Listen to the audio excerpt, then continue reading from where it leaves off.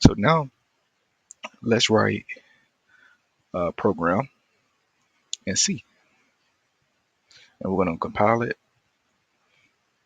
with GCC. We'll call it output.c, and we'll name the file output. And if we cat it, we can see that it's a lot of mess, but we can still see a string there. So the best way to extract strings from an executable or a binary, a lot of times it's used in malware analysis, is using strings. And then you type in, specify the name of your file or executable. And then as you can see, it's a neater version. You can also chain commands together.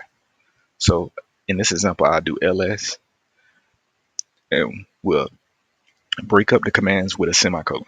So ls semicolon and sleep 4, that's going to wait 4 seconds, semicolon, cat output, and then we'll echo, this is how you chain commands. All right, so it listed the files in this current directory.